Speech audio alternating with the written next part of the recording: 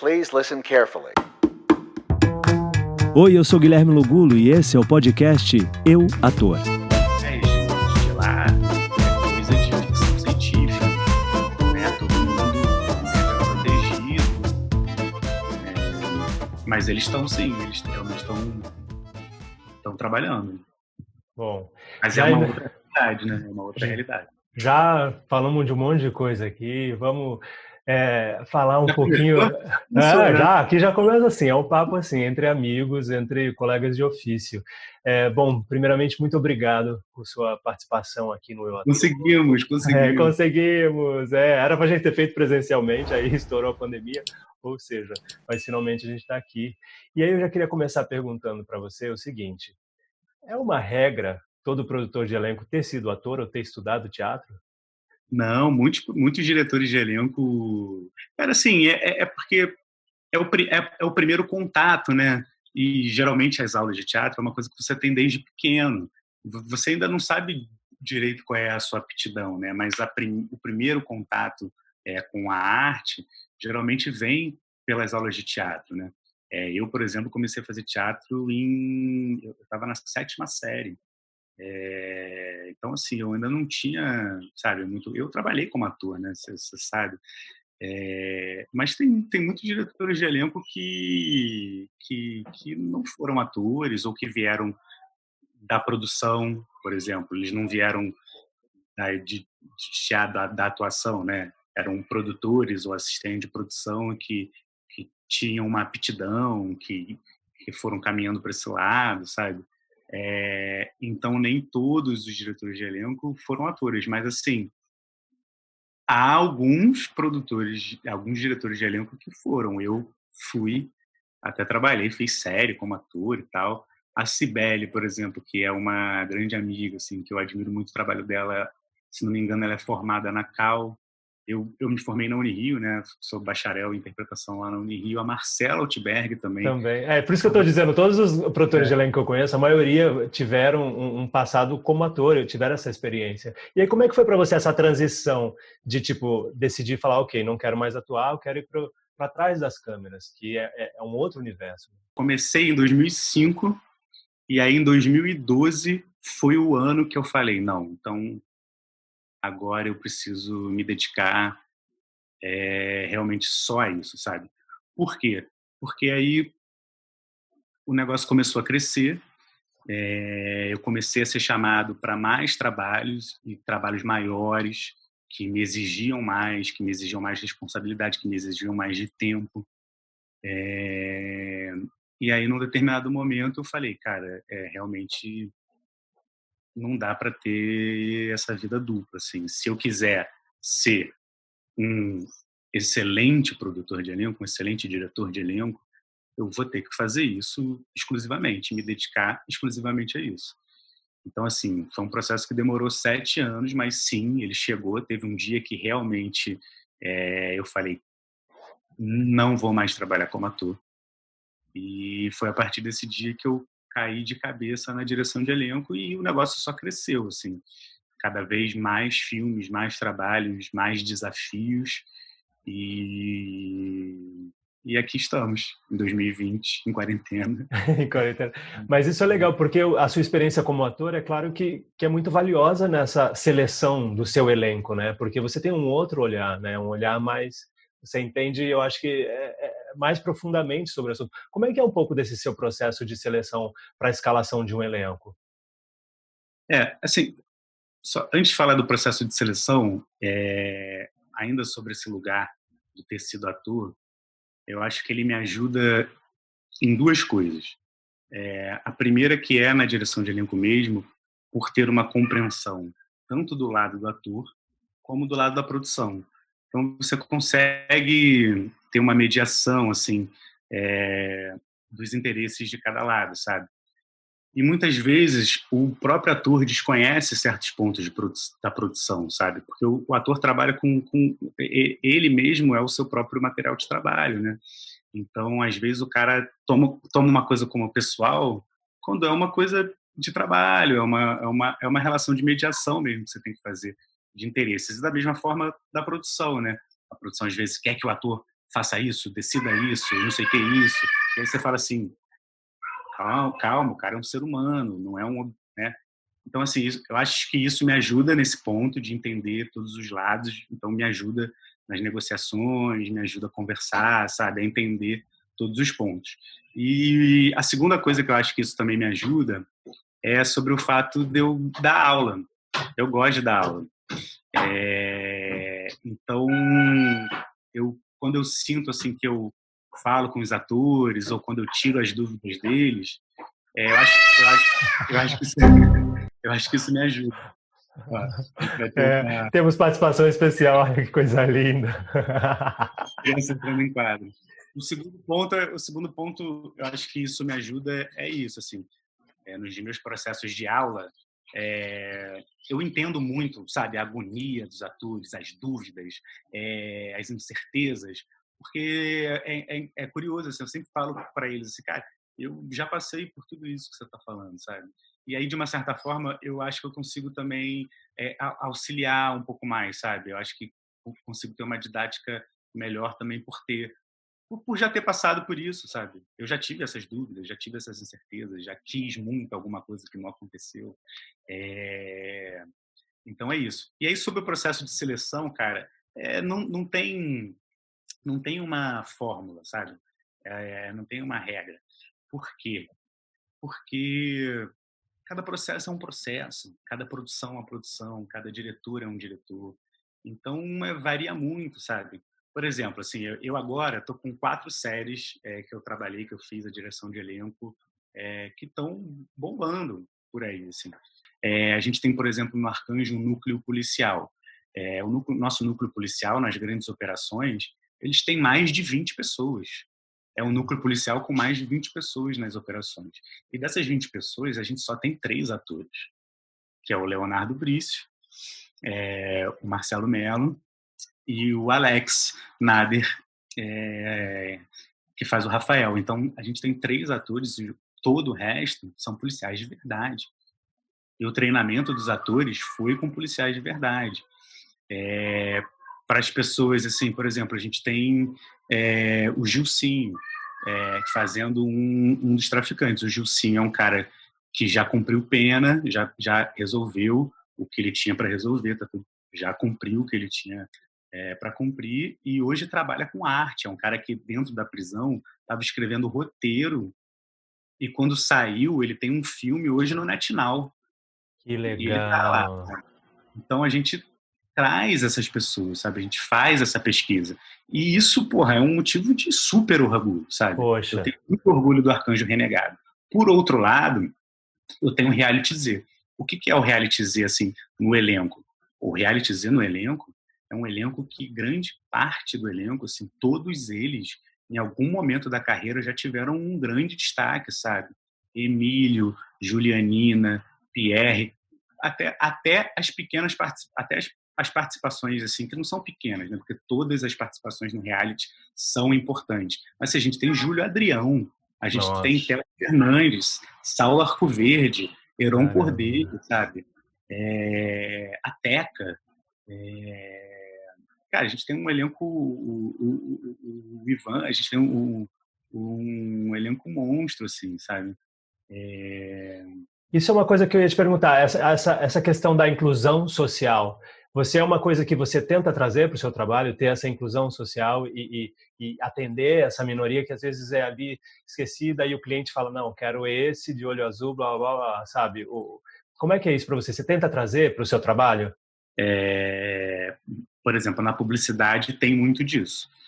Na dramaturgia, o diretor de elenco já consegue muitas vezes até subverter uma ideia, sabe? Você recebe uma ideia e você fala assim, putz, será que se a gente fizer assim um assado não pode ser mais interessante? Ou mais do que falar, você faz o teste que o cara pediu, mas aí você mostra um outro teste de uma coisa mais diferente. Você fala assim, eu fiz esse teste aqui também só para você ver. O que você acha, sabe? Vou dar uma maquiada ali só para já tentar... Você mostra os testes, você fala assim, não, mas eu tenho umas propostas aqui, assim, eu chamei mais 1 ou 2 aqui, só para você ver. E aí o cara vê e fala, putz, legal. Mas assim, na dramaturgia a gente tem mais essa abertura. Agora, na publicidade, cara, é muito difícil, porque a publicidade é um tempo muito pequeno, né? Você tem que fazer um trabalho em uma semana, sabe? Na publicidade, cara, às vezes eu recebia a ligação do produtor para me contratar, sei lá, numa segunda-feira à noite e estava fazendo teste com 70 pessoas na quarta-feira, sabe? Caramba. Então, assim, não tem muito tempo para debater conceito. Você recebe e vamos lá, sabe? É isso. E É você... isso? Não, exatamente. Foi exatamente onde eu queria, assim, para entender esse processo. Agora, por exemplo, para você fazer essa seleção, você, claro, tem seu banco de atores ali, que você pesquisa.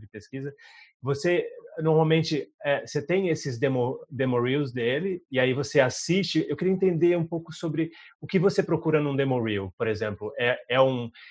São cenas inteiras, são clipes? Porque eu fiz um podcast recentemente sobre o demo reel, né, da importância do ator ter, porque o produtor de elenco é isso, às vezes não tem tempo, né, ele precisa ali para ontem de ver o material para poder te chamar para um teste, ou sei lá, talvez já até escalar direto para mostrar para o cliente. O que você olha normalmente no demo reel? Tipo, essa coisa do, começa com um clipe ou uma cena inteira? Eu queria mais entender qual é o olhar do diretor de elenco aí. Tem duas coisas, assim. Vamos falar então primeiro desse primeiro contato. Realmente, às vezes você está ali numa reunião, você tem uma ideia e você fala, putz, lembrei desse cara, olha aqui. Aí você tem que procurar no YouTube, no Vimeo e achar alguma coisa ali para mostrar pro cara. Então, assim, eu sempre digo também isso para os meus alunos, eles sempre perguntam assim, o que é melhor? Eu gravar uma cena ou eu fazer um reel com os meus trabalhos? Eu falei, depende, novamente. Eu falo muito assim, as coisas não têm necessariamente um manual. Depende, vamos analisar a situação.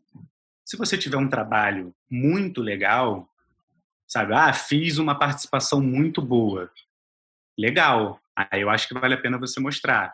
Acho que se você tiver uma participação boa, vale mais a pena do que você gravar uma cena para mostrar. A não ser que você já sabe. Não, a gente vai chegar lá.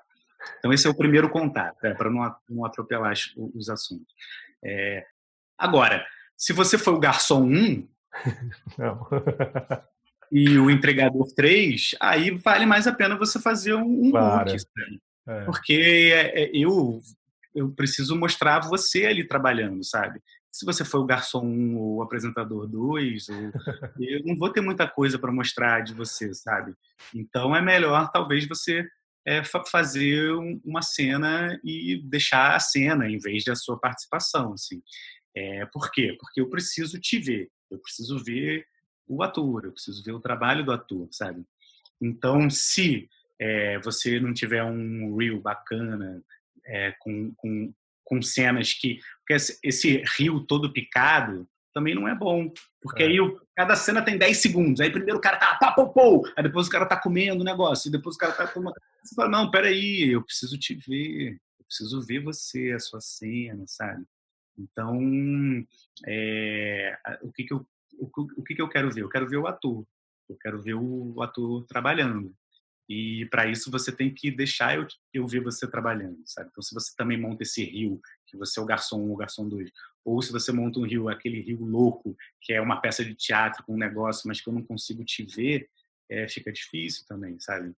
Então, a questão principal que eu sempre falo para eles é essa.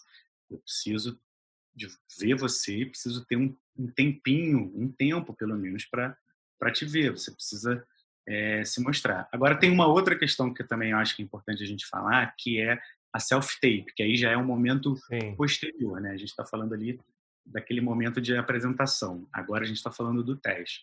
E as self-tapes, né, os vídeos testes feitos em casa, eles já eram uma tendência. A gente já estava fazendo isso.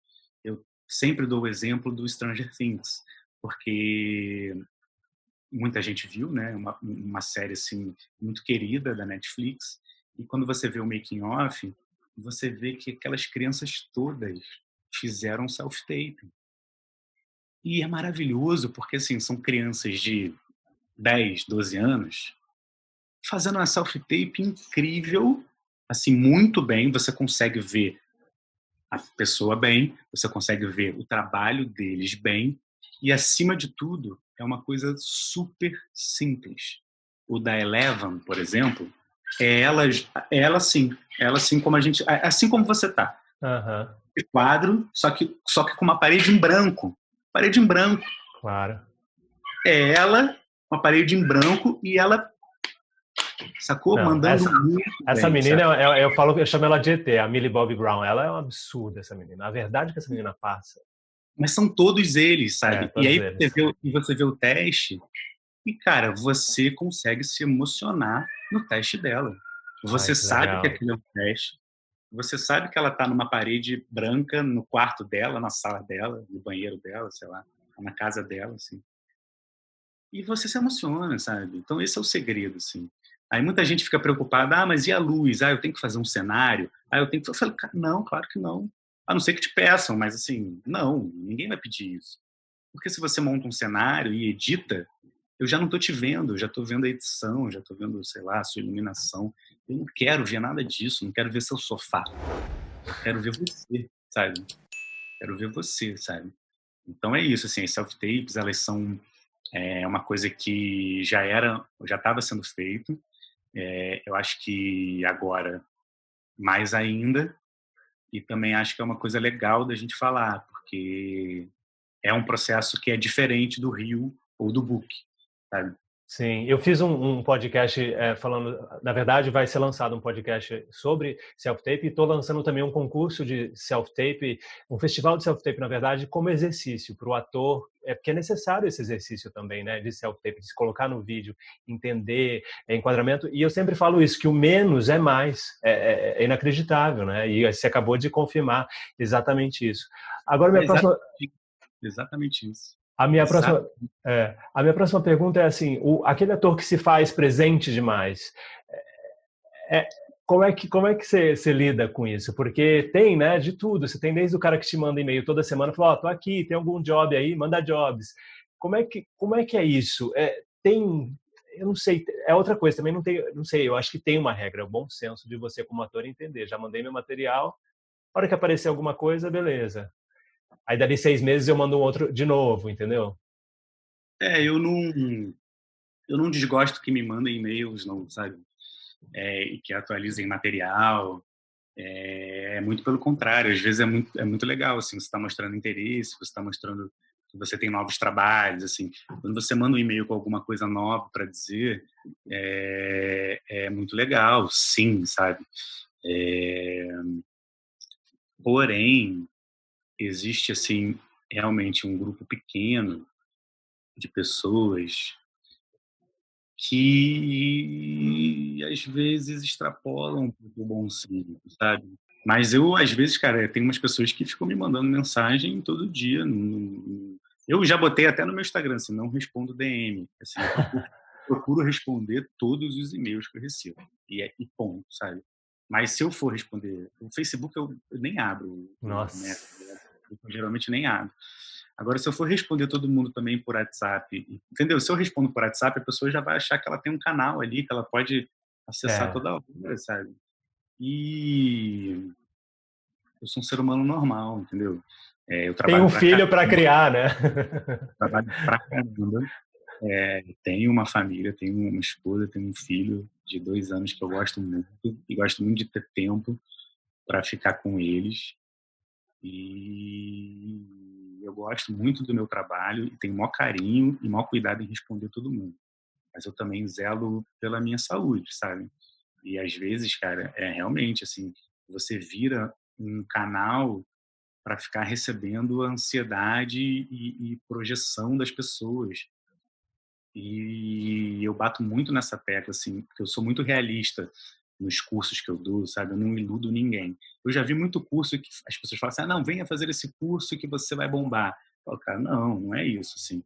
Eu posso te ajudar, te dar ferramentas, conversar, te dar dicas, mas não vou te prometer que eu vou realizar uma maravilha na sua... Entendeu? Eu não sou pastor que promete coisas, eu sou muito realista, sabe? Não é essa a função do diretor de elenco. É. O diretor de elenco é um operário do audiovisual como qualquer outro. E eu realizo os testes, mas eu não está além da minha possibilidade de realizar sonhos. É óbvio que eu faço um trabalho de pesquisa, que tem muita gente que não é ator, que trabalha com a gente tem orgulho disso, como eu já falei. Mas não se trata de realizar sonhos, sabe? Se trata da pessoa ter feito por merecer, ter corrido atrás, da gente ter descoberto, de ter, sabe, acontecido alguma coisa, assim. Eu gosto muito da música do Emicida, que fala que o único responsável pelos seus sonhos é você mesmo. Vai lá e luta, sabe? Vai lá e mete bronca, mostra seu trabalho, sabe? Não é pedindo para alguém realizar o seu sonho que ele vai ser realizado, muito pelo contrário. Porque quando eu leio isso, o que eu penso é assim, putz, talvez essa pessoa não esteja preparada ainda, porque talvez ela não entendeu ainda nem qual é a função do diretor de elenco, sabe? Ainda tem muito do deslumbramento, né? Dessa coisa de achar que é esse glamour. Então a pessoa quer aquilo, ela quer estar na capa da revista, ela quer estar no comercial. Eu acho muito perigoso, né? Tem um desserviço que os anos 80 fizeram no imaginário dos atores, que era coisa de ser descoberto. Ah, não, eu fui descoberto no ônibus. Recebi o cartão do fulano, do modelo, e isso meio que se propagou um pouco, sabe? Como se isso fosse possível. Eu não sei se nos anos 80 era possível, mas assim, o fato é que em 2020 nenhum diretor de elenco vai pegar ninguém e vai botar em algum lugar. É um processo muito grande, como eu mesmo já falei, assim, a seleção de elenco é um processo muito complexo e que na maioria das vezes o diretor de elenco ele opina, mas não decide absolutamente nada. A gente é quase um garçom no restaurante que oferece um menu e o cliente ou o diretor ou, ou gostou do menu, eles são cardápio. Não aceito, não aceito. que o diretor ou o produtor vão escolher, entendeu? Não é a gente, sabe? Não é a gente. E eu faço esse trabalho, assim, eu tento sempre fazer esse trabalho mesmo de desconstrução dessas idealizações que não correspondem à realidade, entendeu? É óbvio que eu já fiz filmes que pessoas novas foram apresentadas. Mas isso foi diferente, é um processo de pesquisa grande, trabalhoso, com muito teste, com muito, entendeu? E que eu não decidi, quem decidiu foi o diretor. O diretor que falou, legal, gostei dele, vou escolher. Claro. Você só leva ali aquele cardápio e aí ele escolhe o que ele... Eles escolhem. É que nem se falar assim, mas esse bife aqui é como? Aí você fala, não, esse aqui é legal, esse eu acho que você deveria escolher esse aqui. Você tem esse lugar, né, porque você conhece pessoas que você conhece, fala, não, fulano não dá trabalho, fulano é fácil de trabalhar, fulano é... Mas às vezes também, sabe, Gui, às vezes, não é sempre que a gente pode fazer isso, sabe?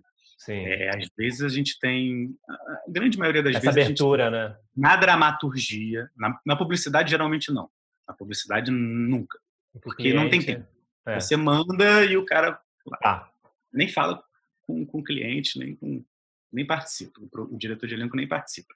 Mas na dramaturgia, sim, na dramaturgia, a grande parte das vezes você pode opinar, escolher, você não escolhe, né? Escolhe a palavra final sempre do diretor, ou do produtor, ou do distribuidor, dependendo de como for aquela produção e de quem está patrocinando.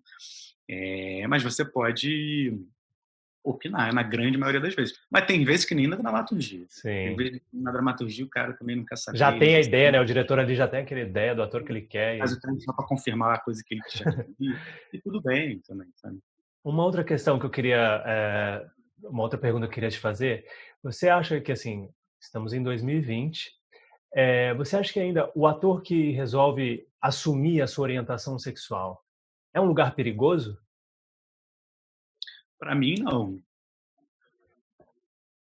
Por quê? Porque para mim, o que importa é o que reflete na tela. Então, para mim, o que eu estou procurando é um bom ator, uma boa atriz. Ou uma boa atrix, sabe? Porque a gente também trabalha... Trans, e tudo mais, assim. Então, a gente está procurando uma pessoa inteira, disponível, talentosa, para trabalhar com a gente. É isso que a gente procura. Então, essa questão, para mim, é totalmente irrelevante. Para mim, o que interessa é, consegue realizar? está sendo proposto, realizou bem, está coerente, está tudo certo, o diretor gostou, é isso, então vamos nessa, sabe? Então, eu acho isso uma questão totalmente relevante no meu processo de trabalho, e acho que no mundo hoje de 2020 isso também está se tornando cada vez menos tabu, sabe? E muito pelo contrário, assim, acho que cada vez mais as produções estão absorvendo diferentes pontos de vista e diferentes pessoas e diferentes temáticas que não eram discutidas quando a gente era criança, sabe? A gente tem mais ou menos uma idade parecida e hoje a gente já viu que o mundo mudou um pouco, assim. Tem coisas que não eram totalmente tabus e não se falavam e hoje, pelo menos, a gente está discutindo, sabe? Então, para mim, o importante é o que fica na tela. O resultado, né? Isso é bacana, mas a gente sabe que o mercado é muito duro, assim, né? Eu acho que nem o mercado. Às vezes eu acho que é essa reação do público, né? De fulano que resolve se expor, aí o diretor vai falar, não, mas fulano é sapatão, fulano é gay, não vou chamar. Então eu acho que ainda tem muito, né? Isso desse olhar meio de um preconceito em relação a... E na dramaturgia, isso pode ser uma questão secundária, mas na publicidade, isso com certeza é uma questão primordial, porque a marca, porque aí você já não está falando de um ator interpretando um personagem, você está falando de uma personalidade, uma pessoa pública, associando o seu nome, o seu jeito, o seu estilo de vida a uma marca. Sim. Então, por exemplo, quando uma Gabriela Pugliese faz festa do Covid e o que ela vende é uma vida saudável, todas as marcas reagiram para falar, não, tá errado isso, sabe? Então, da mesma forma, isso talvez na publicidade possa ser uma questão.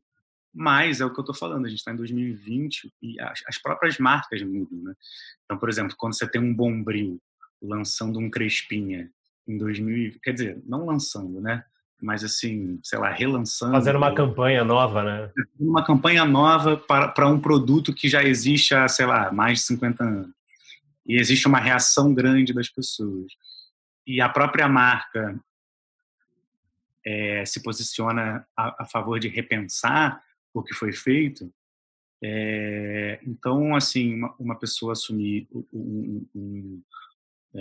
a sua sexualidade, hoje, até na publicidade, pode ser uma coisa interessante, porque, assim, talvez você possa estabelecer diálogos que, sabe, a sociedade está cobrando uma postura das marcas também. Lenta, mas está cobrando uma postura das marcas. Você tem o Twitter agora que está no Brasil, que eu esqueci, mas que alerta as marcas que elas estão anunciando em sites de fake. Então, assim, existe uma mobilização social em relação a isso. Assim. Então, acho que talvez nos anos 80 você assumir poderia te causar problemas em relação a esse tipo de publicidade também. Como causou para grandes atores, né? Tem vários casos de atores que simplesmente sumiram da mídia por terem assumido a sua orientação sexual. Mas em 2020 eu não, assim, não é meu lugar de fala. Então, eu não posso afirmar coisas. Mas eu acho que em 2020, claro, a gente tem ainda muitos problemas, óbvio. Mas alguns tabus estão sendo discutidos e as marcas estão repensando o seu modo de atuação. E isso é interessante. Legal. Agora, já partindo para o final aqui, eu sempre faço essa pergunta para os convidados. Eu queria, se você pudesse voltar lá atrás para aquele jovem que decide não mais ser ator e sim virar um produtor de elenco, um diretor de elenco, aprendi aqui hoje com você, é assim, é o que tem que... Eu posso até falar posso falar rapidamente sobre isso, assim. Porque é uma das coisas que a associação, né, tá discutindo. Isso é uma das coisas que a gente está debatendo. E eu acho que tem que ser diretor de elenco mesmo, porque tem um diretor de fotografia, tem um diretor de arte, e muitas vezes o departamento de elenco é visto pela produção como uma coisa sei lá, secundária, ou Não é lembrado às vezes, né? Com menos carinho do que outros setores, sabe? E eu acho que a gente tem que trazer para a consciência da produção cinematográfica e do audiovisual e da publicidade em geral, o departamento de elenco é um departamento como qualquer outro. Um departamento que precisa ter um coordenador, um chefe. É um braço importante, né? Precisa ter seus assistentes, que precisa ter apoio da produção, sabe? E, acima de tudo, porque também é uma função criativa. Se você der um filme para 5 diretores de elenco diferentes fazerem, você vai ter 5 diferentes propostas de elenco. Então, eu acho que... E é muito engraçado, porque quando eu fiz o Circo Místico, com o Vincent Cassel, e aí ele perguntou o que eu fazia, eu falei, não, sou produtor de elenco do filme. E ele ficou sem entender, porque tipo, como assim produtor de elenco? Ele achou que o produtor de elenco era a pessoa que produzia o que o elenco queria. Ele não entendeu. Porque para ele é diretor de elenco. Se você pensar em inglês, é casting director, então é isso. Então eu vi que quando eu falei, ele deu um nó na cabeça dele, do Cassel, sabe?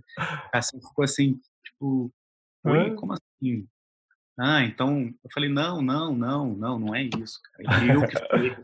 Eu que liguei para sua agente, para você vir, depois, óbvio, Cacá, as produtoras também, tá, tudo bem. Então, ele falou, não, então não é produtor de elenco, é diretor de elenco. Isso já faz 6 anos, e agora esse assunto tá rolando, então... Ótimo. Eu acho importante... Não, muito importante, é isso, a classificação tem que ser essa, assim como é na Europa, assim como é nos Estados Unidos. E aí, agora fazendo a pergunta, se você pudesse voltar lá atrás, para aquele cara que decide virar esse diretor de elenco, o que você diria para ele, tendo toda essa sua bagagem? O que você diria para ele? Eu diria que eu deveria ter abandonado a atuação mais cedo. Demorei muito tempo, entendeu? Então, assim, hoje...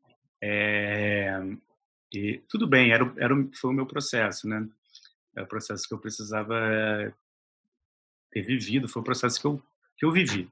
Foi assim para mim. Mas eu acho que eu deveria ter parado mais cedo, me dedicado mais cedo só à direção de elenco. Porque se hoje eu já estou num lugar muito legal da minha carreira, e eu tenho 36 anos, eu acho que se eu tivesse tomado essa decisão um pouco mais cedo, eu poderia estar ainda mais legal, sabe? Mas é isso, assim, é o processo de cada um. Nada do que a gente falou nessa entrevista aqui foi preparado, né? Você não me passou nenhuma pauta. Exato.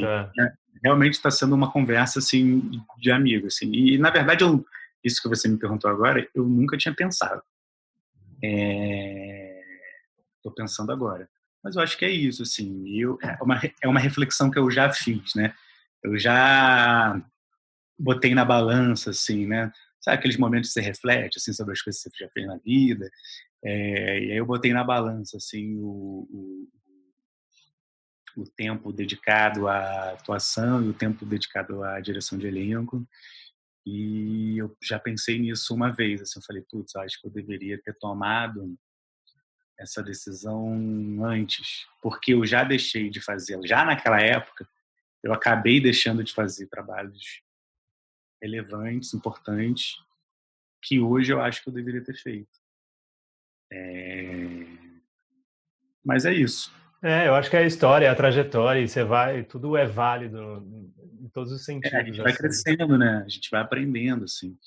Então, quando você também olha para trás e também não tem nada, né, que você poderia fazer diferente,